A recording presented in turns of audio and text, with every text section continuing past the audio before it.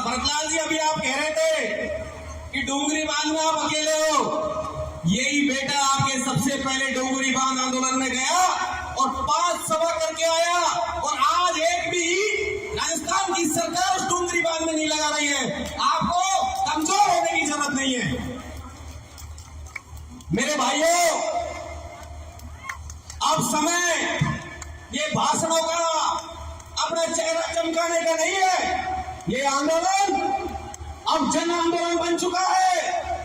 और मैंने मेरे जीवन में जब से राजनीति में आया हूं, तब से मैंने ऐसा जन आंदोलन और ऐसी मात्र शक्ति किसी आंदोलन में हिस्सा लेते हुए नहीं देखी मेरे भाइयों। अब समय अपनी भुजाओं को खड़ा करने का, बाजुओं को ताकत देने का आ गया है। अब समय 28 का नहीं रहा, 28 तारीख तक इंतजार का नहीं रहा। अब तो हमें सरकार को टेलर दिखाना होगा। आप तैयार हो टेलर दिखाने के लिए? आज हाथ ऊपर खड़ा करके बताओ।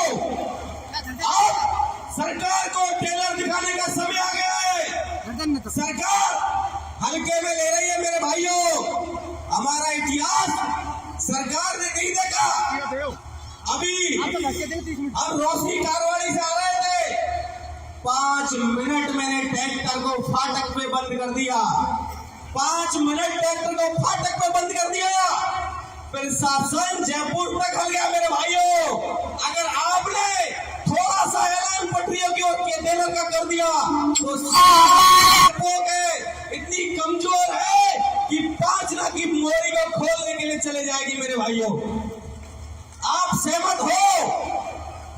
अगर एक पीर बाबा की भूमि, खड़ी बाबा का, खड़ी गांव का इतिहास कमजोर इतिहास नहीं रहा है, और हमारे बब्बर से रामकेश जी विधायक साहब बैठे और जन जन के प्रिय सांसद साहब हरीश जी बैठे, जिनका ये संसदीय क्षेत्र है। तो सांसद साहब, आप तो राजस्थान के डीजी भी रहे हो, कानून की बहुत बारीकी से जानकारी है, लेकिन अब कानून से विश्वास उठता जा रहा है।